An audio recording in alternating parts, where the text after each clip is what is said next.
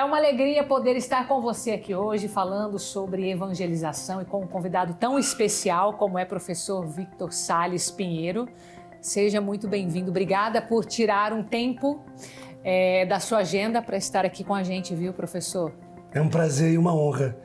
Eu estava na conferência sobre a Rocha de Pedro, estava muito envolvido ali na palestra, mas o sacrifício é bom, né? Sim, em prol da evangelização, né? É muito importante. Por isso que agradeço, viu? Eu também estava ali prestando atenção em tudo e como é bom a gente ter esses momentos, né? De aprendizado, como é importante. Bom. Antes do aprendizado, a comunhão dos santos, que é a igreja militante. Sim. Aqui na Terra. A gente encontra irmãos, a gente se identifica, são Sim. várias espiritualidades, uma complementando a outra, como os órgãos do corpo se complementam. Verdade. Eu estou emocionado desde ontem, estou comovido, se não só aprendendo com os amigos, com os sacerdotes, com os pregadores, mas também interagindo, abraçando as pessoas, isso é muito bom, é quase muito um retiro espiritual. Sim, com certeza. Professor, e essa base, né, começando por essa nossa experiência do aprender, do estar em comunhão, isso já é um início de evangelização, na sua visão? Como você enxerga? Mas sem dúvida, a evangelização é a comunicação do amor de Deus. E essa comunicação, ela é de diversas formas. A gente às vezes associa a evangelização a uma catequese, a uma aula, a uma transmissão intelectual de doutrina. É verdade que Nosso Senhor falou: ide, pregai o evangelho a toda criatura, e que pregar, anunciar é ensinar, é dizer com palavras. Só que a nossa comunicação humana, ela não é só por palavras. Por exemplo, Sim. eu sou escritor e me comunico por palavras escritas. Mas muitas vezes eu me comunico também por palavras faladas. Mas me comunico também com o olhar, com o sorriso, com o abraço. E muitas vezes a gente sente que comunica dons espirituais, mesmo que não saiba como isso se deu efetivamente. Porque a evangelização principal, por exemplo, é a oração. Isso quer dizer que as monjas de clausura no interior do Brasil estão fazendo evangelização. Quem é a padroeira das missões? É Santa Teresinha, que é uma jovem piedosa carmelita que está no interior da França, junto com São Francisco Xavier, que foi o jesuíta, que foi às Índias, que foi ao Oriente. Então, ir às Índias, efetivamente, é evangelizar, é batizar os pagãos, os gentios, em nome do Pai, do Filho e do Espírito Santo, e anunciar que Nosso Senhor é o Salvador. Tá certo? Mas Santa Teresinha também está evangelizando. Então, quando a gente conversa, quando a gente interage, quando a gente compartilha as nossas experiências, a nossa visão de mundo, o modo como nós percebemos a realidade, às vezes tomando um café, jantando, eu fico felicíssimo quando me dizem, eu não quero dizer que eu seja um bom apóstolo, um bom evangelizador, mas que tiveram a vida tocada pelas minhas aulas que não são de teologia. Aulas de filosofia que não tem diretamente nada a ver, mas que se sentiram tocadas pela verdade, porque a verdade é Cristo. Então, na verdade, nós somos apóstolos. Todo fiel leigo, todo consagrado, todo padre, obviamente, todo religioso, mas eu quis enfatizar que eu imagino que o público seja a grande maioria de fiéis leigos, é um apóstolo. Sim. Pode não se sentir um evangelizador específico, mas é um apóstolo que faz apostolado com a sua vida. Na sua casa, na sua vizinhança, não só na paróquia ou no movimento eclesial em que está inserido. Então a evangelização é tudo, não há nada que não seja evangelização. É interessante isso que você falou, que me fez lembrar que, por exemplo, nós somos uma associação, né? Então, tudo que nós fazemos para evangelizar, nós fazemos porque tem pessoas que acreditam na obra evangelizar e fazem doações espontâneas, né? E a gente costuma dizer para essas pessoas: você é um evangelizador. Por quê? Porque com a tua ajuda, nós que somos o meio de comunicação, estamos aqui hoje falando com você, professor, ou seja, levando esse teu projeto de evangelização, então de uma forma indireta, mas que eu acredito que seja assim uma base fundamental, né? Deixa eu comentar aqui uma coisa importante. Quando eu apoio, quando eu dou uma quantia, seja ela qual for, pode ser a única moeda daquela viúva do Evangelho, Sim. pode ser milhões, pode ser 10 reais, não interessa. A gente tem que pensar que isso é resultado de um trabalho, que aquele dinheiro é um meio de troca que foi trocado por um trabalho e que, entrando na conta da TV evangelizada, da obra evangelizar, vai ser revestida, vai ser reinvestida num outro trabalho. E quando a pessoa está começando um trabalho, ela tem que oferecer a Deus toda a vida.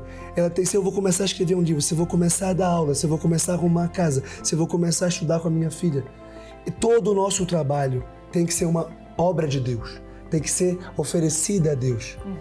A gente pensa, não, eu vou pagar o dízimo, eu vou contribuir aqui, e mais ou menos se esquece de onde vem e se esquece de santificar a fonte de onde veio o dinheiro.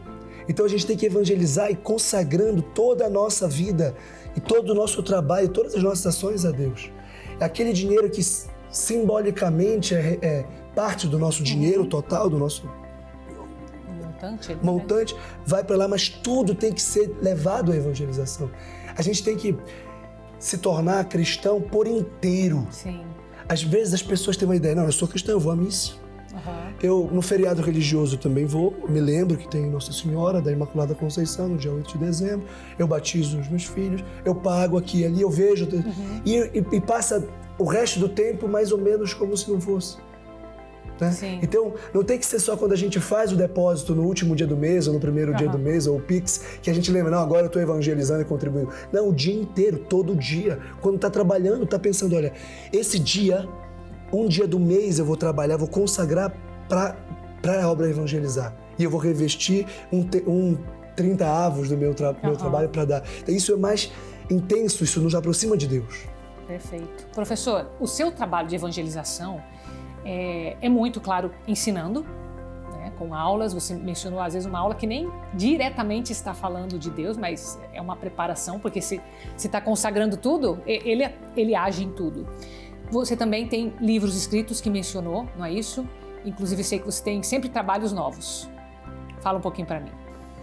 Como eu tenho explicado, eu entendo a evangelização como apostolado, como a ação do apóstolo. Não só a profissional ou a pastoral específica, mas tudo. Eu estou evangelizando a minha esposa todos os dias. Eu estou evangelizando os meus filhos. Eu estou evangelizando quem trabalha comigo na minha casa. E também estou evangelizando o meu aluno, estou evangelizando o meu leitor, mesmo quando eu não esteja proclamando especificamente que Jesus é o Senhor. O meu trabalho próprio é a nova evangelização da cultura. Pela filosofia, pela inteligência, pela apologética, pelos argumentos racionais. Só que eu aprendi com São José Maria Escrivá que o apostolado exige que eu seja antes apóstolo e que não é só a santificação do meu trabalho profissional específico que me leva a proclamar que Jesus é o Senhor. Isso quer dizer que a gente pode dizer que a evangelização é proclamar que Jesus é o Senhor, anunciar a boa nova do reino dos céus. Tá certo? Mas para isso vai ter força quando a minha vida estiver iluminada por essa verdade. E a vida vai estar iluminada por essa verdade quando eu for virtuoso. Isto é, quando eu viver de fé, esperança e caridade, que são as virtudes teologais, que tem Deus como origem e Deus como fim. Então, se eu disser, olha, eu não estou aqui por conta própria, eu estou aqui porque eu sou enviado de Deus, é isso que significa apóstolo, e porque eu vou voltar para Deus. Agora é o seguinte, eu não queria voltar só. Primeiro que eu não vou, a igreja está junta, ninguém vai só, ninguém vem só. A gente está numa barca de Pedro, literalmente. Então, o meu trabalho é tentar, por um lado, ser apóstolo, digo, meu trabalho é a minha vida. A minha obra de evangelização é toda a minha vida. A minha família, o meu meio social e os meus amigos. Então eu faço apostolado com a minha família, eu faço apostolado com os meus amigos no meu meio social. O meu trabalho profissional, que também é um meio de evangelização ou de apostolado, é no Magistério Superior da Universidade Federal do Pará e da Academia Atlântico, que é uma faculdade online de filosofia, e a UFPA é uma universidade pública de Belém do Pará, e na internet, sendo que a internet cresce cada vez mais e se torna hoje uma ágora, uma praça, onde São Paulo foi, por exemplo, no Areópago de Atenas, em que as pessoas estão reunidas, interessadas em temas. E há milhares, milhões de pessoas interessadas em ouvir a verdade. Sim. A verdade é que Cristo é Deus e Ele é o nosso Salvador. Deus existe, Deus é trino, nosso Senhor Jesus Cristo é a segunda pessoa da Santíssima Trindade, que se fez carne para nos salvar. Essa é a verdade. Eu posso formular em 5 segundos. Mas essa verdade é o sol que ilumina todo o cosmos. E onde esse sol toca, onde essa luz é banhada, ela leva consigo uma parte dessa verdade. Isso quer dizer que há as sementes do Evangelho plantadas e jorradas pelo mundo, da cultura, no cinema, na literatura, na filosofia, nas ciências, na ética. Então, o meu trabalho é, como católico, tentar falar das coisas que estão acontecendo, das experiências que as pessoas passam na sua vida. Por exemplo, a gente se apaixona. As pessoas amam, elas se atraem umas pelas outras. Algumas atrações são por amizade, querem ficar juntas para serem amigos. Outras atrações comportam a intimidade erótica, desejam se casar. Outras desejam se associar para uma obra profissional, econômica. Então eu comecei a ver que as virtudes são a forma que nós temos de falar do comportamento humano em geral de forma qualificada e hierárquica. Ou seja, há amizades boas e amizades ruins. Sim. Há intimidade sexual que é boa e há intimidade sexual que é ruim. Sim. Uma constrói, a outra destrói, uma aproxima, a outra afasta. Sim. Né? Existe o ciúme, a inveja, a rivalidade. Então eu comecei a falar das virtudes. Hoje, meu principal apostolado, ou a minha principal contribuição para a evangelização nesse meio das redes sociais, do meu canal do YouTube, do meu perfil do Instagram, do meu site dialético.com.br e dos meus últimos 2 livros, inclusive esses que eu estou lançando agora, é sobre as virtudes. Porque é um meio de falar de ética, prática concreta, puxando as pessoas para mares mais profundos da sua consciência. O catecismo diz que a consciência é o santuário de Deus da nossa alma. Mas as pessoas não alcançam a consciência, não chegam no seu coração, ficam na superfície da sua alma. Ou seja, sentindo e pensando e fazendo.